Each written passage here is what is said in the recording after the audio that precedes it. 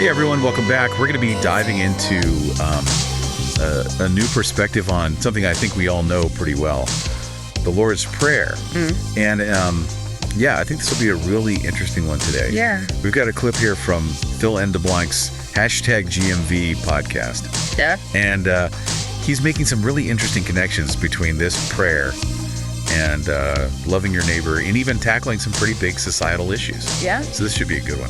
I think one of the most interesting things here is how he challenges us to look at the Lord's Prayer, not just as like a childhood memory, but as a practical guide for how we're supposed to live our lives. And especially when it comes to this idea of loving your neighbor. It's easy to kind of just recite the words without really thinking about what they mean for us in our everyday lives. But DeBlanc here is saying there's some real power in those words if we actually put them into practice.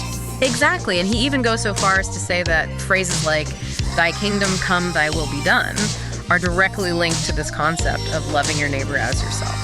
And he actually had this realization back in high school that was really transformative for him. Oh, wow. So tell me a little more about that. What kind of realization are we talking about here? Well, he talks about how he was bullied in high school. And it was through that experience that he started to see this connection between love and overcoming prejudice. So for him, truly loving your neighbor means letting go of all these preconceived notions that we often have about people you know, stereotypes, biases, all that stuff. So for DeBlanc, the kingdom come isn't just this abstract event, in the future or whatever. Yeah. It's something that we can actively contribute to right now by how we treat each other. Exactly. Wow, that's powerful. Yeah, and then he even takes it a step further and uses the military as a really interesting example. He's a big supporter of military personnel, and he argues that our appreciation for them shouldn't just stop at gestures, like saying, thank you for your service. We need to go deeper than that. We need to understand their aspirations and genuinely support their well-being. That's what truly loving your neighbor looks like in action. I love that. So he's putting a big emphasis on turning these words into actions. It's not enough to just talk about loving your neighbor. You got to actually show it through your actions and your choices. Would you say that's accurate? Absolutely.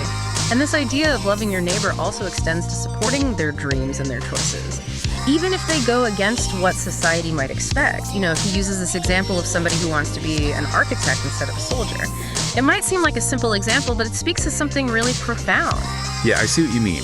It's about recognizing that everyone has their own path and supporting them in pursuing that, even if it doesn't fit the mold. It goes back to that idea of letting go of judgment and embracing individuality. Exactly.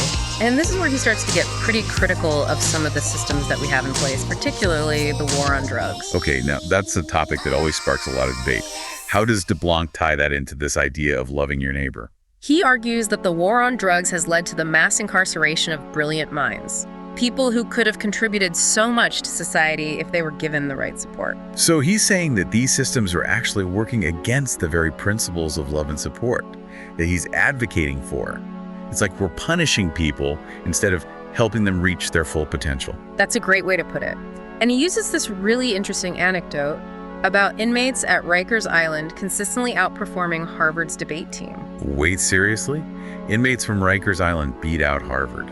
Yeah, it's true. And he uses this story to highlight this cognitive dissonance that we often have when it comes to judging people's intelligence and capability.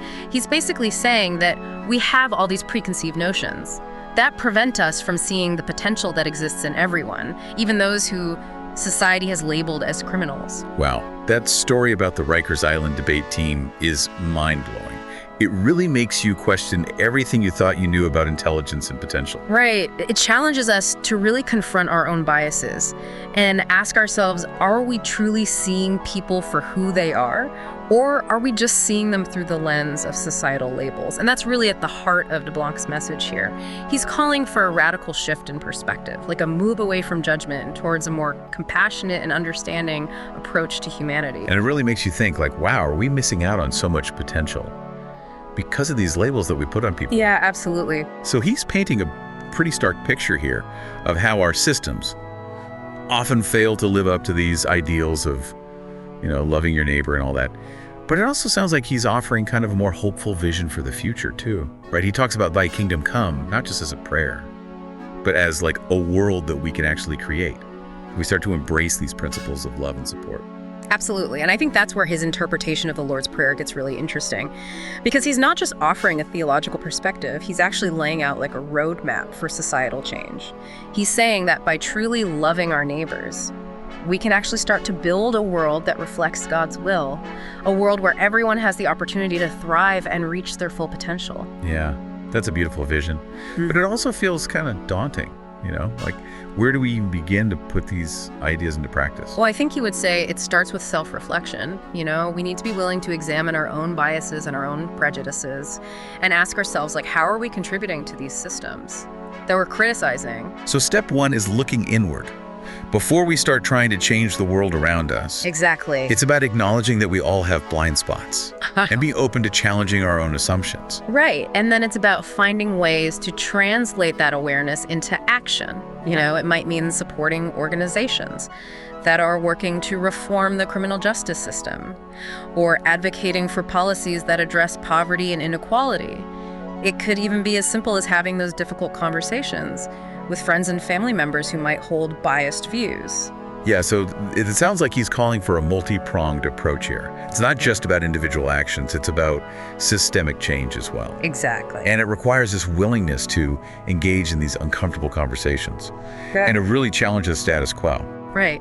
And I think what makes his message so compelling is that he's not just talking about these concepts in a theoretical way, he's grounding them in these personal anecdotes and these real-world examples. Like his story about supporting military personnel, it's not about empty gestures, it's about understanding their experiences and advocating for their well-being. Yeah, it's about making love an active verb, not just like a passive feeling. It's about showing up for people in these tangible ways, both on an individual level and through our participation in society. Exactly. And that's where I think DeBlanc's interpretation of the Lord's Prayer offers something really unique. It's not just a call to prayer, it's a call to action. It's a reminder that we all have a responsibility to create a more just and compassionate world. And that starts with recognizing the inherent worth and dignity of every single person, regardless of their background, their beliefs, or their choices. That's powerful, but it also begs the question, is simply loving your neighbor enough to actually overcome these deeply entrenched systemic issues that he's criticized? Yeah, that's a great question. And I think it's one that DeBlanc would encourage us to grapple with.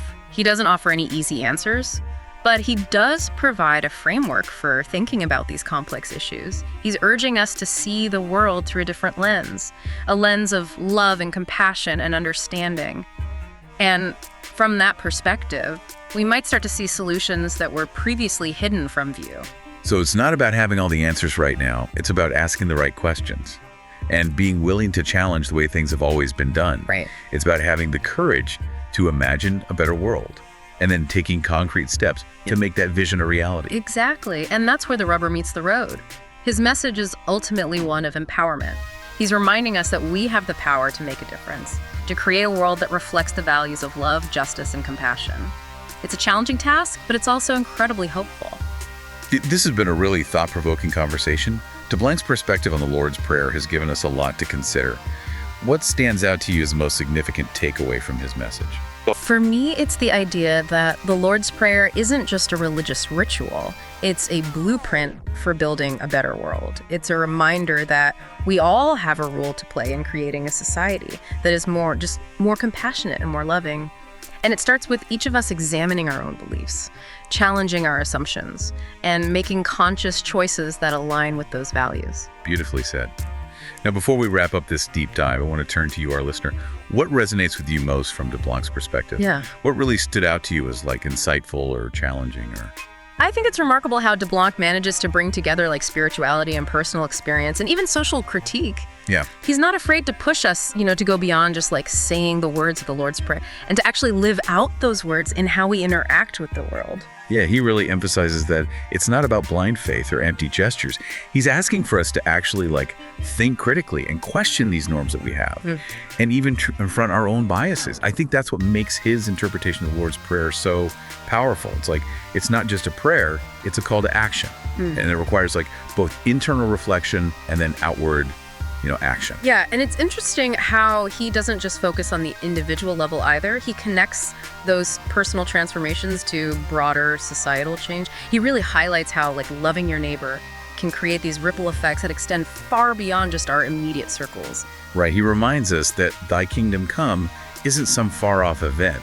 It's something that we can actually actively participate in creating right now by working towards a more just and compassionate world. Right. It's a reminder that we all have a role to play in building that better world. We can't just sit back and wait for somebody else to fix things. We have to be active participants in creating the change that we want to see. Totally, and I think it can feel really overwhelming to think about tackling these huge societal issues. But he encourages us to focus on what we can control. Our own actions and our choices and our interactions. It's about those small, everyday acts of love and understanding that can collectively make a big difference. Right, like think back to his example of supporting military personnel. It's not about making some grand gesture. It's about actually seeing their needs and understanding their experiences and advocating for their well-being. It's about putting love into practice in those tangible ways, even in those seemingly small interactions. So as we wrap up our deep dive into DeBlanc's perspective, I want to leave you with this question. What's one small step that you can take today to actually bring about thy kingdom come in your own little corner of the world? Yeah, it could be having a difficult conversation, or donating to an organization that's doing important work, or simply showing kindness to a stranger. Or maybe it's about challenging your own assumptions and biases. Whatever it is, remember that even those smallest acts of love can ripple outwards and create a positive change. That's a beautiful way to put it. Don't underestimate the power of those ripples. We all have the potential to be catalysts for good in our own unique ways. So go out there, embrace the challenge, and let's start building that better world, one loving action at a time. And never stop questioning and learning and challenging yourself to really embody that spirit of love and understanding that DeBlanc is talking about. Thanks for joining us on this thought-provoking journey. Until next time, keep diving deep and keep loving your neighbors.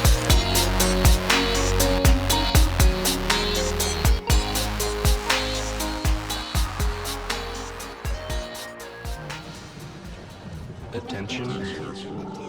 Incredible.